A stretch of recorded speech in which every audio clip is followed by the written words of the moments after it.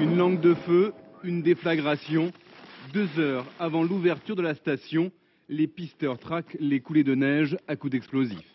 C'est le PIDA, le plan d'intervention pour le déclenchement des avalanches.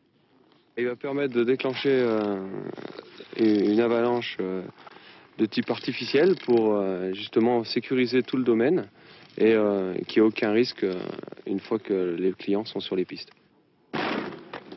Ce matin, les ondes de choc des explosions n'ont pas déstabilisé le manteau neigeux, il tient bien. Tous les jours, les pisteurs de cette petite station des Alpes surveillent l'évolution de la neige.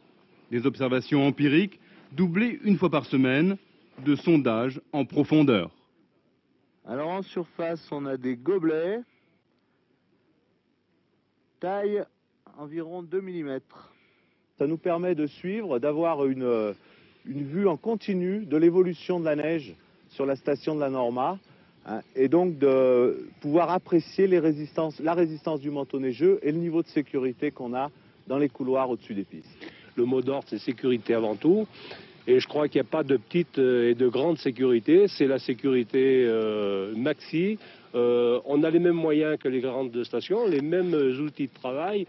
Des outils perfectionnés, mais également des dispositifs plus classiques, tels que l'information des skieurs et le balisage des pistes. Malgré toutes ces précautions, une coulée de neige n'est jamais à exclure. Nul ne peut prétendre au risque zéro.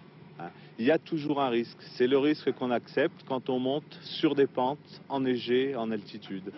Demain, plus de 4000 vacanciers partiront à l'assaut de ces pentes. Ils risquent surtout une mauvaise chute ou une collision brutale avec un autre skieur.